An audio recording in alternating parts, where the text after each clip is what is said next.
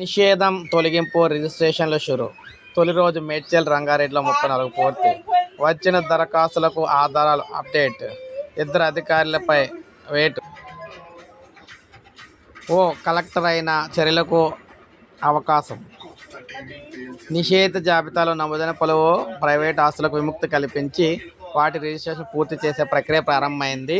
ప్రభుత్వం దీనికి సంబంధించి ఆదేశాలు ఇవ్వగా మనకి నిన్న అయితే ఇవి రిజిస్ట్రేషన్ జరిగాయి. మేడ్చల్ మల్కాజ్గిరి జిల్లాలో 30, రంగారెడ్డిలో 4 ఆస్తులు 22A నుంచి తొలగించారు. ఆయా ఆస్తులు యజమానులు దరఖాస్తు చేసుకోవడంతో ఆధారాలను పరిశీలించిన అనంతరం రెవెన్యూ రిజిస్ట్రేషన్ శాఖలు నిషేధ జాబితా నుంచి అయితే తొలగించాయి. దీంతో స్లాట్ నమోదు చేసుకోగా రిజిస్ట్రేషన్ పూర్తి చేశారు. హైదరాబాద్, రంగారెడ్డి, మేడ్చల్, మల్కాజ్గిరి, సంగారెడ్డి జిల్లాలో కొంత భాగంలో ప్రైవేట్ ఆస్తులు నిషేధ జాబితాలో చేరడంతో వాటి రిజిస్ట్రేషన్లు అయితే ఆగిన విషయం అందరికీ తెలిసిందేనమాట. సో ఎలాగైతే ఎట్టకేలకు ఈ నిషేధ భూములకు సంబంధించి ప్రభుత్వం గుడ్ న్యూస్ చెప్పడంతో వాటి రిజిస్ట్రేషన్లు అయితే జరుగుతూ ఉన్నాయన్నమాట తెలంగాణలోని.